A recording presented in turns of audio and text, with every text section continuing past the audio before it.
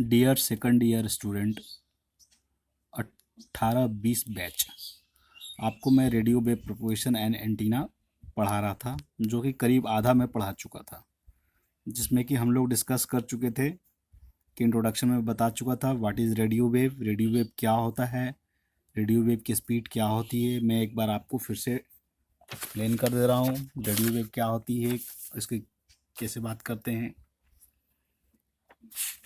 देखिए,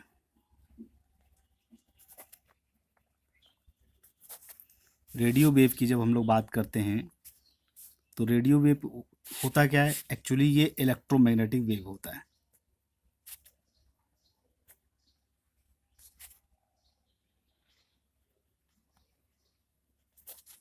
क्या electromagnetic wave होता है। अब अगर बात करते हैं इलेक्ट्रोमैग्नेटिक वेव क्या होता है, तो जब कोई भी electron, accelerating electron, not a stationary electron या चार्ज, एक्सेलरेटिंग चार्ज जब ए प्लेस से बी प्लेस की तरफ ट्रेवल करता है चार्ज, तब यहाँ पर एक इलेक्ट्रिक फील्ड और मैग्नेटिक फील्ड दोनों क्रिएट होता है, जिसको हम लोग क्या कहते हैं, ईएम वेव, और यही रेडियो वेव होता है।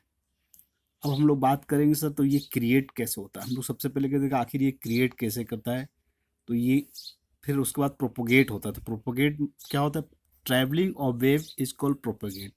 तो जनरली ईएम वेव का ट्रैवलिंग जो होता है एक साइनोसॉइडल वेव की तरह होता है। इस तरह से ही ये ट्रैवल करते हैं, नेक्स्ट फर्दर इस तरह से ट्रैवल करते हैं ईएम वेव। ठीक है, तो सबसे पहले हम लोग देखें आखिर ये जनरेट कहाँ से होता है। तो जनरेट के लिए हम लोग बात करते हैं तो ये प्रिंसिपल ऑफ रेडिएशन पे हम लोग पढ़ते हैं। प्रिंसिपल ऑफ रेडिएशन में मैक्सवेल एक साइंटिस्ट थे जिन्होंने बताया था कि कैसे एनर्जी रेडिएट करते हैं। तो जब हमारे पास एक एलसी टैंक होता है, एलसी टैंक सर्किट मतलब एक एल हो गया और ये सी हो गया, इसको टैंक सर्किट भी कहते हैं। और एलसी टैंक, एल क्या हो गया अपना इंडक्टर, सी क्या हो गया कैपेसिटर। तो एक इंडक्टर एक कैपेसिटर मिला के एक टैंक सर्किट होता है। अगर इसको हम लोग एक वोल्टेज से करते हैं तो ये एक बार चार्ज होता है, फिर उसके बाद डिस्चार्ज होता है।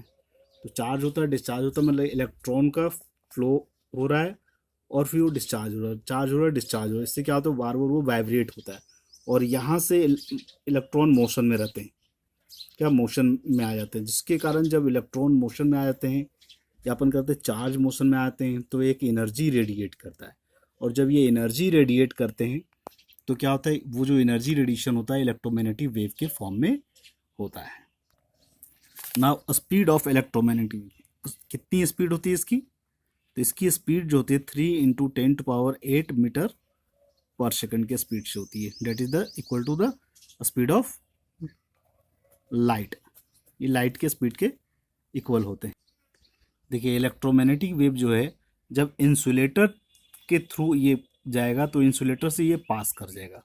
पास मीन्स क्या, जब इंसुलेटर जैसे कि हमारा लकड़ी हो गया, प्लास्टिक हो गया, कोई भी ऐसा जो कि इंसुलेटर आपको मैं पहले बता चुका हूँ, है ना। तो इंसुलेटर से क्या इलेक्ट्रोमैग्नेटिक वेव पास कर जाता है। इसलिए जैसे एयर हो गया, सबसे बड़ी बात एयर, इसलिए एयर में क्या अपना इलेक्ट्रोमैग्नेटिक वेव आराम से ट्रैवल करता है, पास करता है।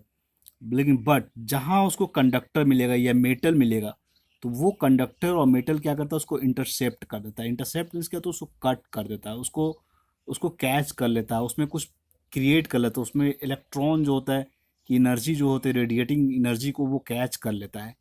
और इसी की वजह से क्या होता है कि हमारा रेडियो वेव प्रोपोगेशन जो हम लोग चैप्टर पढ़ रहे हैं, इस रेडियो वेव प्रोपोगेशन और एंटीना में यूज होता है। तो ये जो रेडियो वेव ये आ गया। अब इसको एंटीना, जो एंटीना की बात करें तो एंटीना जनरली हम लोग किसकी बनती है, मेटल वायर की बनती है। तो वो मेटल वायर क्या होता है, उसको इंटरसेप्ट कर लेता है, तो उसको कैच कर लेती है और उस एनर्जी को वापस वो रिकवर कर लेती है। और फर्दर डिटेल हम लोग इसको देखेंगे, किस तरह के मेटल वायर यूज करते हैं, क्या हाइट ऑफ एंटीना क्या होती है, एंटीना बनाते कैसे हैं, एंटीना क्या होती है, फिर रेडियो वेव प्रोपोगेशन कैसे करते हैं, ये मैं आपको बता चुका था रेडियो वेव प्रोपोगेशन कैसे करते हैं। तो हम लोग types of radio wave propagation पढ़ चुके हैं, मैं बता चुका था, ग्राउंड वेव बता चुका था। ग्राउंड वेव में क्या होता है कि जिसकी फ्रिक्वेंसी जो होती है 300 टू 30,000 किलो हर्ट्ज तक, या अपन कह सकते हैं 300 से आपका 30,000 मतलब 30,000 किलो हर्ट्ज तक का फ्रिक्वेंसी को ट्रैवल करते हैं। ये एक्चुअली ग्राउंड वेव में क्या होता है कि मैंने बताया था, ये ट्रांसमिटिंग एंटीना है। यहाँ से अगर ये सरफेस ऑफ ग्राउंड है, यहाँ पर एक रिसीविंग एंटीना RX है, तो यहाँ से ये जो फ्रिक्वेंसी ये ग्राउंड से होकर ट्रैवल करती है। ये क्या होता है, ये ग्राउंड है आपका, ये ग्राउंड से होकर ट्रैवल करती है ट्रांसमिटिंग एंटीना फ्रिक्वेंसी एंटीना।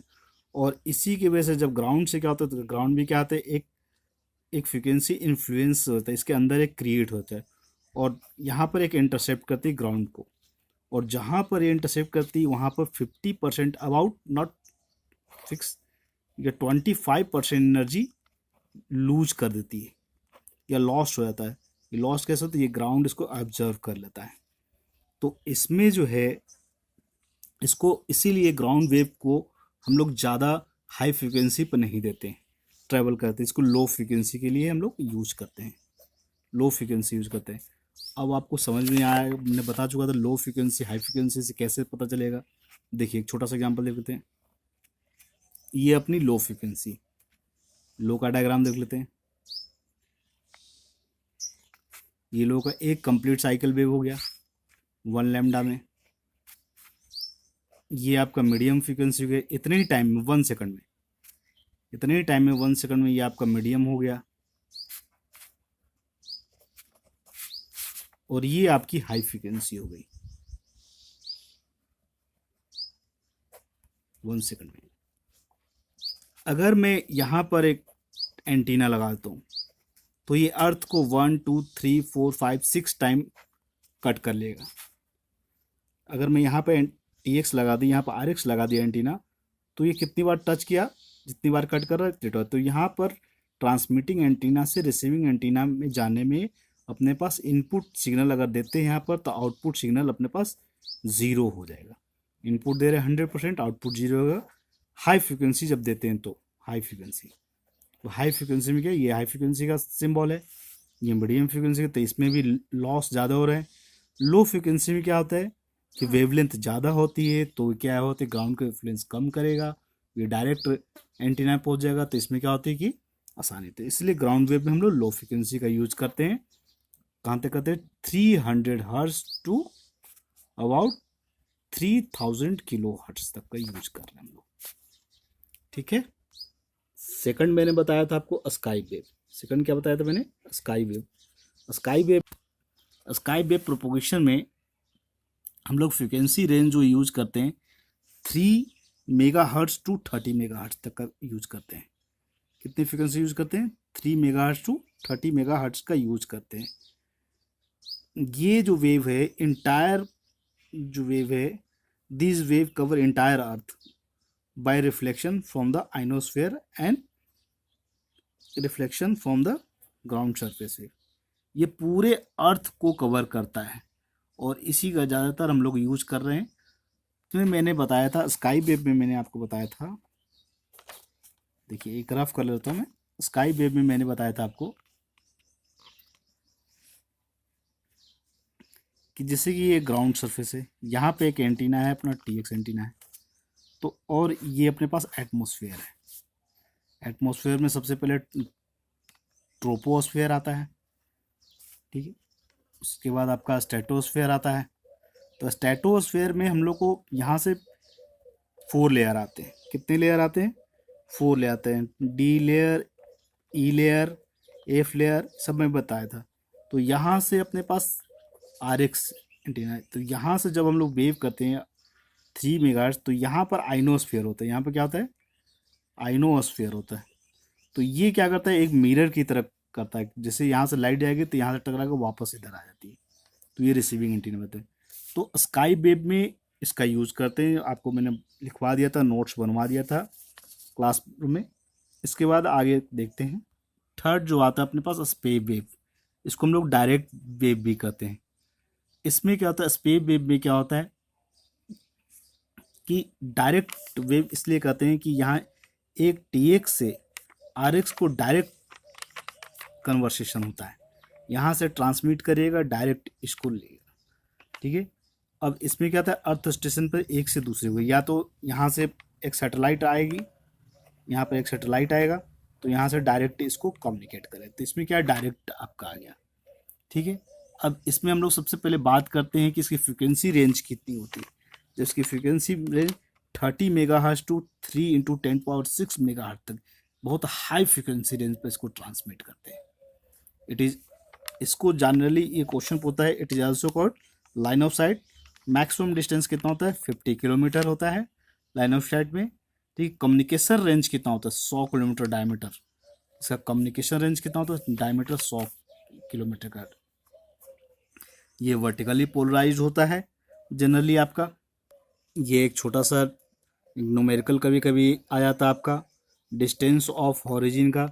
ये डिस्टेंस ऑफ ओरिजिन यहाँ से यहाँ तक के बीच का डिस्टेंस, दो एंटीना के बीच के डिस्टेंस को हम लोग कहते हैं डिस्टेंस ऑफ ओरिजिन कहते हैं, है ना। मैक्सिमम लाइन ऑफ साइट, ये क्वेश्चन आया था आपका मैक्सिमम लाइन ऑफ साइट करने के लिए। तो डिस्टेंस ऑफ ओरिजिन क्या, 2RST, आर क्या रेडियस ऑफ अर्थ, एच क्या हाइट ऑफ ट्रांसमिटिंग एंटीना, यहाँ से यहाँ तक height of transmitting distance of origin, और यहाँ से यहाँ भी डिस्टेंस ऑफ ओरिजिन। तो maximum line of site, line of site क्या, यहाँ से यहाँ के बीच की दूरी, एक दूसरे के बीच के maximum line of site DM जो हो गया आपका। तो ये डिस्टेंस प्लस ये डिस्टेंस, तो इसके लिए अंडर 2RHT, ये R radius of earth, H मतलब height of transmitting antenna, plus under 2R radius of earth plus height of receiving antenna, ये आपका आ गया। तो इन दोनों को करते हैं, इससे अपना मैक्सिमम लाइन ऑफ साइट का आ जाता है, जो कि क्वेश्चन पूछता है। ये तो हो गया अपना EM wave, types of EM wave, है ना। तो टाइप्स ऑफ EM वेव में क्या हो, ग्राउंड वेव, स्काई वेव और स्पेस वेव, ये तीन ही तरह के वेव होते हैं जो कि अपने को कम्युनिकेशन सिस्टम में, रेडियो सिस्टम में, टेलीविज़न सिस्टम में, मोबाइल कम्युनिकेशन में, आपका सैटेलाइट कम्युनिकेशन, माइक्रोवेव कम्युनिकेशन, जो भी आप कहते हैं, सब में इसी तरह यही तीन यूज होते हैं। ये कुछ बैंडविड्थ ऑफ ट्रांसमिशन मीडियम का मैंने बनाया था नोट्स, जो कि आप लोगों के लिए, ये आप देख सकते हैं इसको और नोट कर सकते हैं। कुछ देर के लिए मैं इसको कर दे रहा हूँ यहाँ पर। ये दिखा रहा है स्टैंडर्ड AM, मतलब AM जो अपना सुनते हैं ना, AM FM के लिए, उसका फ्रीक्वेंसी बैंड कितना होता है, FM ब्रॉडकास्ट का फ्रीक्वेंसी बैंड कितना है, टेलीविज़न का कितना है, सेलुलर मोबाइल रेडियो का कितना है, सैटेलाइट कम्युनिकेशन का कितना है। तो देखिए जैसे जैसे हम लोग ऊपर से नीचे की जा रहे हैं, ये अपना किलो हर्ट्ज से, मेगा हर्ट्ज से लेके गीगा हर्ट्ज में चेंज होता रहा है। जैसे जैसे फ्रिक्वेंसी बढ़ा रहे हैं, है ना, तो उसमें क्या हो रहा है, ये अपने पास ग्राउंड वेव से स्काई वेव में ट्रांसफ़र हो रहा है, स्काई वेव से अपना किस में जा रहा है, ये स्पेस वेव में जा रहा है, कि फ्रिक्वेंसी रेंज इंक्रीज कर रही है। अब हमने क्या वेव क्रिएट कर लिया, LC टैंक से क्रिएट कर लिया, इलेक्ट्रोमैग्नेटिक वेव क्रिएट कर लिया, अब उस फ्रिक्वेंसी रेंज का भी क्रिएट कर लिया जो मुझे डिजायर्ड था। सपोज करते हैं स्काई वेव प्रोपोगेशन के लिए अपने को डिजायर्ड था, वो कर लिया हमने, स्काई वेव से भेज भी दिया, ट्रांसमिट कर दिया। अब ट्रांसमिट कर दिया, अब रिसीविंग में, जैसे रिसीविंग में हमको रिसीविंग करने के लिए कुछ क्या चाहिए, तो कुछ एरियल चाहिए या एंटीना चाहिए। तो वो जो एरियल और एंटीना होगा वो कितना बड़ा होगा, 100 मीटर का होगा, 5 सेंटीमीटर का होगा, 50 सेंटीमीटर का होगा। मोबाइल में आप यूज कर रहे हैं, टेलीविज़न में यूज कर रहे हैं, या कहाँ यूज कर रहे हैं, तो इस पे डिपेंड करता है। तो हमने कहा था कि ये जो एंटीना जो बनाते हैं मेटल का बनाते हैं, क्योंकि मेटल क्या होता है, इलेक्ट्रोमैग्नेटिक वेव को इंटरसेप्ट कट कर लेता है और उसको, उसकी एनर्जी को रिसीव कर लेता है और उसको इलेक्ट्रिकल एनर्जी में कन्वर्ट कर लेता है। ध्यान रखिएगा, इलेक्ट्रोमैग्नेटिक वेव को रिसीव करके इलेक्ट्रिकल एनर्जी में कन्वर्ट करता है। तो एक तरह से ट्रांसड्यूसर भी है, जो कि एक फॉर्म से दूसरे फॉर्म में चेंज कर रहा है। अब हम लोग बात करते हैं types of antenna. There are 2 types of antenna.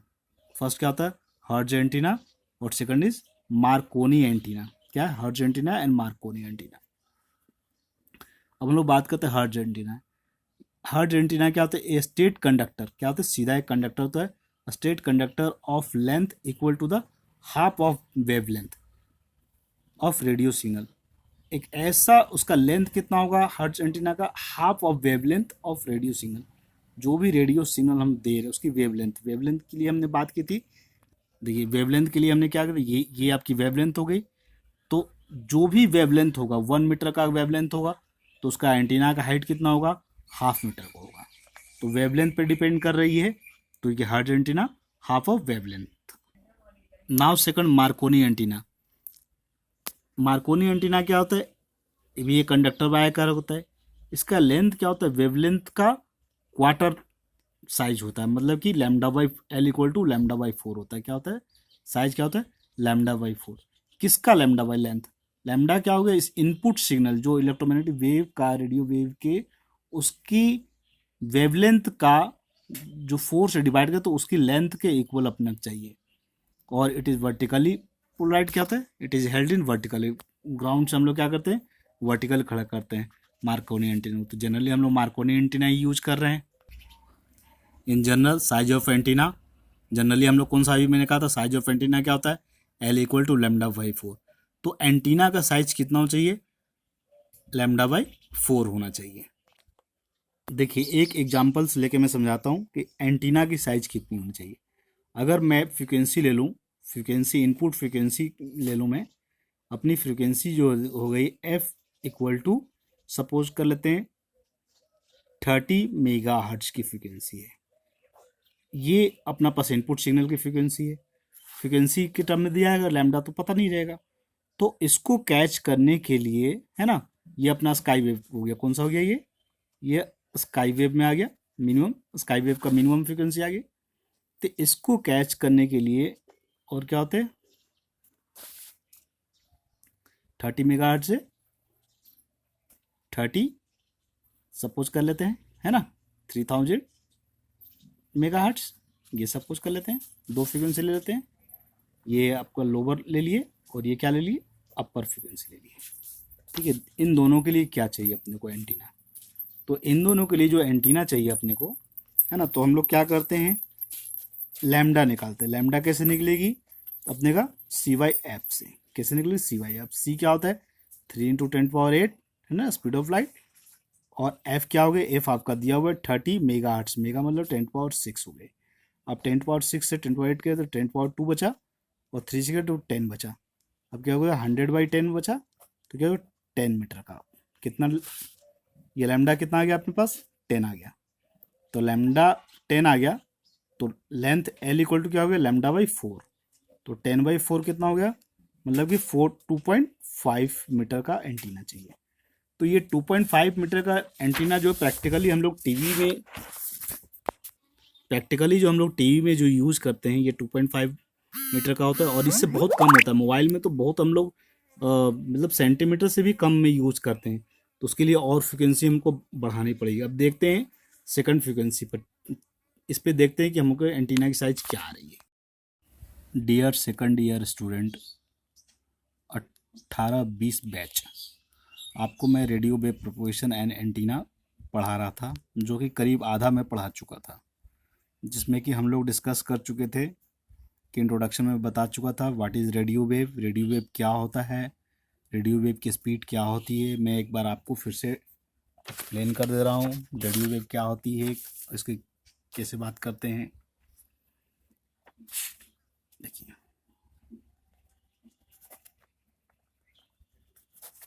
Radio wave की जब हम लोग बात करते हैं तो रेडियो वेव होता क्या है, एक्चुअली ये इलेक्ट्रोमैग्नेटिक वेव होता है।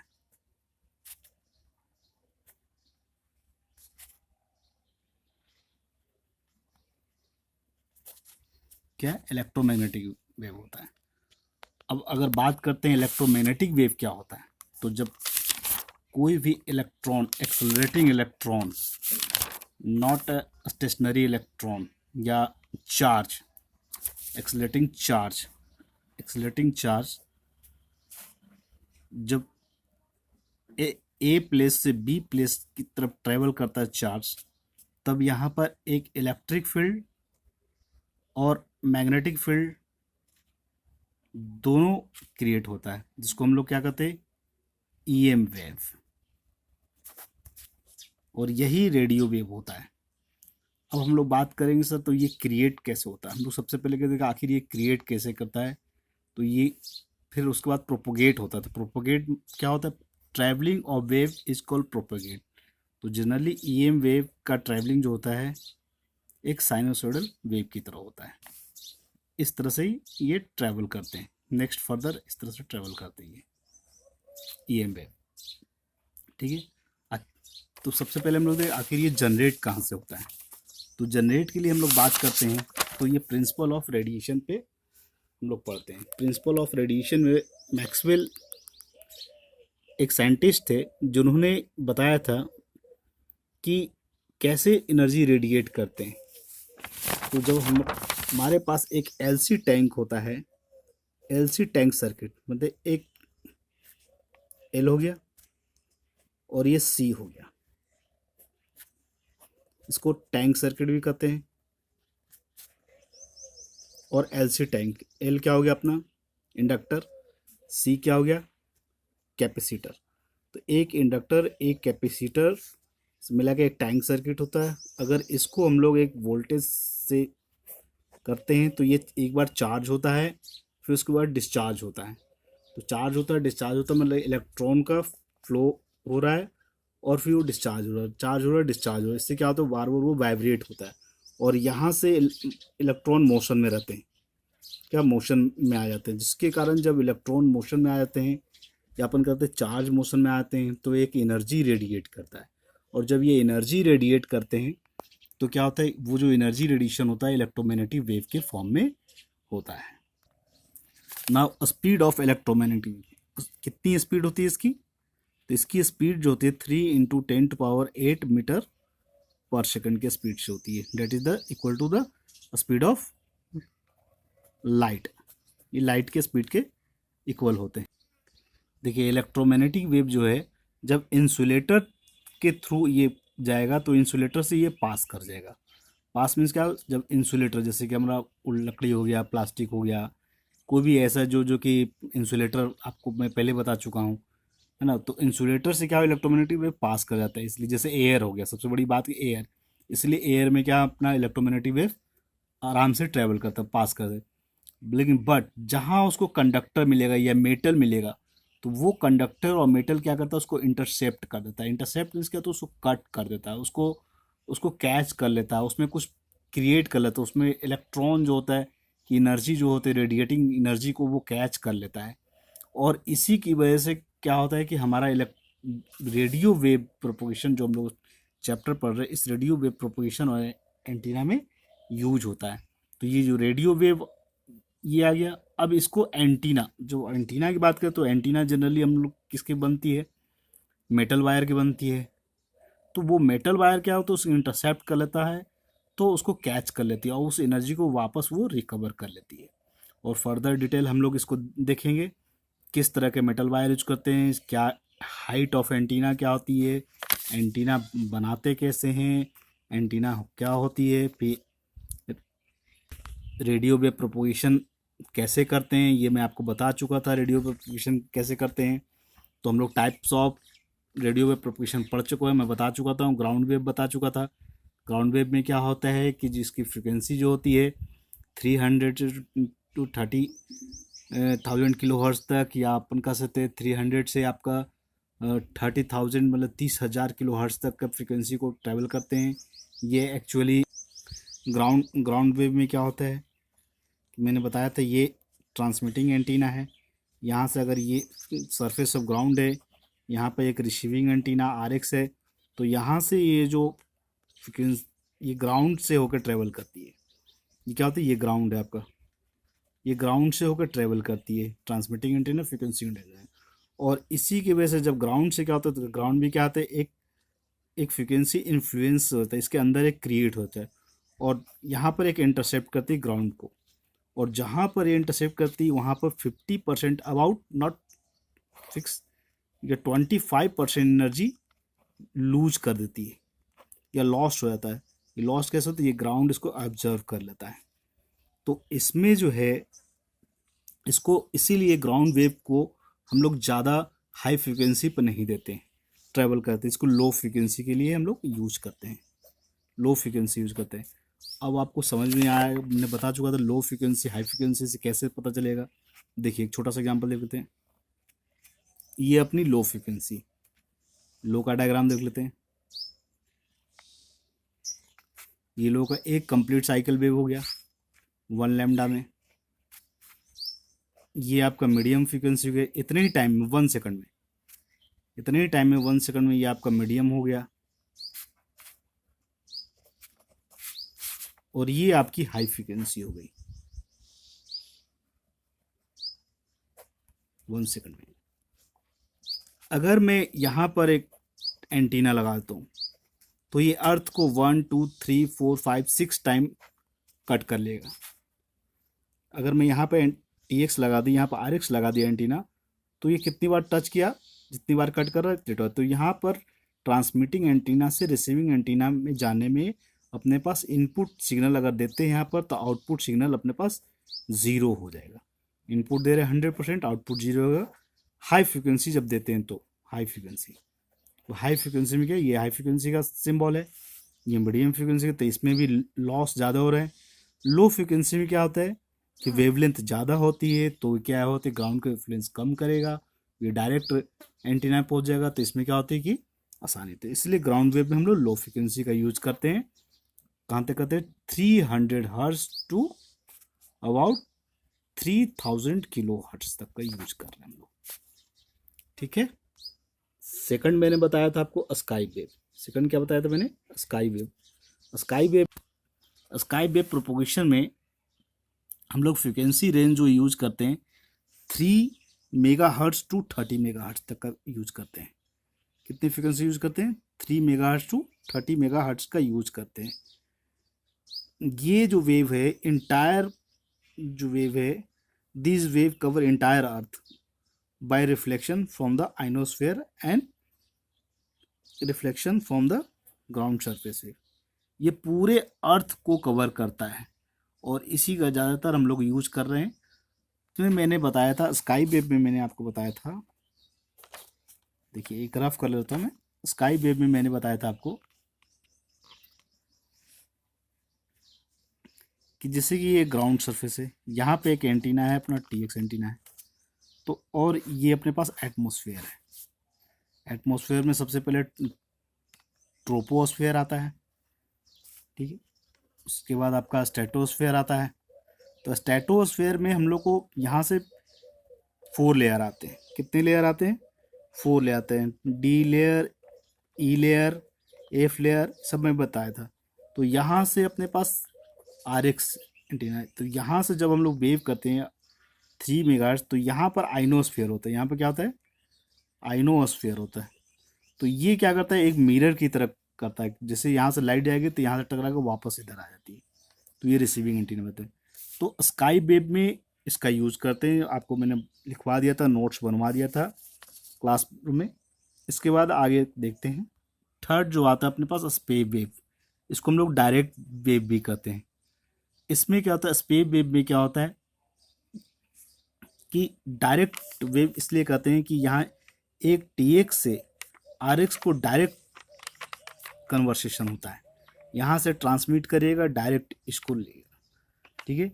अब इसमें क्या था, अर्थ स्टेशन पर एक से दूसरे को, या तो यहाँ से एक सैटेलाइट आएगी, यहाँ पर एक सैटेलाइट आएगा, तो यहाँ से डायरेक्ट इसको कम्युनिकेट करें। तो इसमें क्या डायरेक्ट आपका आ गया, ठीक है। अब इसमें हम लोग सबसे पहले बात करते हैं कि इसकी फ्रिक्वेंसी रेंज कितनी होती है। तो इसकी frequency range 30 megahertz to 3 × 10⁶ megahertz तक, बहुत हाई फ्रिक्वेंसी रेंज पर इसको ट्रांसमिट करते हैं। इट इज़, इसको जनरली ये क्वेश्चन पूछता है, it is also called line of site. Maximum distance कितना होता है, 50 किलोमीटर होता है लाइन ऑफ साइट में, ठीक। कम्युनिकेशन रेंज कितना होता है, 100 किलोमीटर डायमीटर। इसका कम्युनिकेशन रेंज कितना होता है, डायमीटर 100 किलोमीटर का। ये वर्टिकली पोलराइज होता है जनरली आपका। ये एक छोटा सा न्यूमेरिकल कभी कभी आ जाता है आपका, डिस्टेंस ऑफ ओरिजिन का। ये डिस्टेंस ऑफ ओरिजिन यहाँ से यहाँ तक के बीच का डिस्टेंस, दो एंटीना के बीच के डिस्टेंस को हम लोग कहते हैं डिस्टेंस ऑफ ओरिजिन कहते हैं, है ना। मैक्सिमम लाइन ऑफ साइट, ये क्वेश्चन आया था आपका मैक्सिमम लाइन ऑफ साइट करने के लिए। तो डिस्टेंस ऑफ ओरिजिन क्या, 2 RST, आर क्या रेडियस ऑफ अर्थ, एच क्या हाइट ऑफ ट्रांसमिटिंग एंटीना, यहाँ से यहाँ तक height of transmitting distance of origin, और यहाँ से यहाँ भी डिस्टेंस ऑफ ओरिजिन। तो maximum line of site, line of site क्या, यहाँ से यहाँ के बीच की दूरी, एक दूसरे के बीच के maximum line of site DM जो हो गया आपका। तो ये डिस्टेंस प्लस ये डिस्टेंस, तो इसके लिए अंडर 2RHT, ये R radius of earth, H मतलब height of transmitting antenna, plus under 2R radius of earth plus height of receiving antenna, ये आपका आ गया। तो इन दोनों को करते हैं, इससे अपना मैक्सिमम लाइन ऑफ साइट का आ जाता है, जो कि क्वेश्चन पूछता है। ये तो हो गया अपना EM wave, types of EM wave, है ना। तो टाइप्स ऑफ EM वेव में क्या, ग्राउंड वेव, स्काई वेव और स्पेस वेव, ये तीन ही तरह के वेव होते हैं जो कि अपने को कम्युनिकेशन सिस्टम में, रेडियो सिस्टम में, टेलीविज़न सिस्टम में, मोबाइल कम्युनिकेशन में, आपका सैटेलाइट कम्युनिकेशन, माइक्रोवेव कम्युनिकेशन, जो भी आप कहते हैं, सब में इसी तरह यही तीन यूज होते हैं। ये कुछ बैंडविड्थ ऑफ ट्रांसमिशन मीडियम का मैंने बनाया था नोट्स, जो कि आप लोगों के लिए, ये आप देख सकते हैं इसको और नोट कर सकते हैं। कुछ देर के लिए मैं इसको कर दे रहा हूँ यहाँ पर। ये दिखा रहा है स्टैंडर्ड AM, मतलब AM जो अपना सुनते हैं ना, AM FM के लिए, उसका फ्रीक्वेंसी बैंड कितना होता है, FM ब्रॉडकास्ट का फ्रीक्वेंसी बैंड कितना है, टेलीविज़न का कितना है, सेलुलर मोबाइल रेडियो का कितना है, सैटेलाइट कम्युनिकेशन का कितना है। तो देखिए जैसे जैसे हम लोग ऊपर से नीचे की ओर जा रहे हैं, ये अपना किलो हर्ट्ज से, मेगा हर्ट्ज से लेके गीगा हर्ट्ज में चेंज होता रहा है। जैसे जैसे फ्रिक्वेंसी बढ़ा रहे हैं, है ना, तो उसमें क्या हो रहा है, ये अपने पास ग्राउंड वेव से स्काई वेव में ट्रांसफर हो रहा है, स्काई वेव से अपना किस में जा रहा है, ये स्पेस वेव में जा रहा है, कि फ्रिक्वेंसी रेंज इंक्रीज कर रही है। अब हमने क्या वेव क्रिएट कर लिया, LC टैंक से क्रिएट कर लिया, इलेक्ट्रोमैग्नेटिक वेव क्रिएट कर लिया, अब उस फ्रिक्वेंसी रेंज का भी क्रिएट कर लिया जो मुझे डिजायर्ड था। सपोज करते हैं स्काई वेव प्रोपोगेशन के लिए अपने को डिजायर्ड था, वो कर लिया हमने, स्काई वेव से भेज भी दिया, ट्रांसमिट कर दिया। अब ट्रांसमिट कर दिया, अब रिसीविंग में, जैसे रिसीविंग में हमको रिसीविंग करने के लिए कुछ क्या चाहिए, तो कुछ एरियल चाहिए या एंटीना चाहिए। तो वो जो एरियल और एंटीना होगा वो कितना बड़ा होगा, 100 मीटर का होगा, 5 सेंटीमीटर का होगा, 50 सेंटीमीटर का होगा। मोबाइल में आप यूज कर रहे हैं, टेलीविज़न में यूज कर रहे हैं, या कहाँ यूज कर रहे हैं, तो इस पे डिपेंड करता है। तो हमने कहा था कि ये जो एंटीना जो बनाते हैं, मेटल का बनाते हैं, क्योंकि मेटल क्या होता है, इलेक्ट्रोमैग्नेटिक वेव को इंटरसेप्ट कट कर लेता है और उसको, उसकी एनर्जी को रिसीव कर लेता है और उसको इलेक्ट्रिकल एनर्जी में कन्वर्ट कर लेता है। ध्यान रखिएगा, इलेक्ट्रोमैग्नेटिक वेव को रिसीव करके इलेक्ट्रिकल एनर्जी में कन्वर्ट करता है। तो एक तरह से ट्रांसड्यूसर भी है, जो कि एक फॉर्म से दूसरे फॉर्म में चेंज कर रहा है। अब हम लोग बात करते हैं types of antenna. There are 2 types of antenna. First क्या होता है, हर्ट्ज एंटीना, और सेकंड इज मार्कोनी एंटीना। क्या है, Hertz antenna and Marconi antenna. अब हम लोग बात करते हैं हर्ट्ज एंटीना। हर्ट्ज एंटीना क्या होता है, ए स्टेट कंडक्टर, क्या होता है, सीधा एक कंडक्टर होता है, straight conductor of length equal to the half of wave length of radio signal. एक ऐसा, उसका लेंथ कितना होगा हर्ट्ज एंटीना का, half of wavelength of radio signal.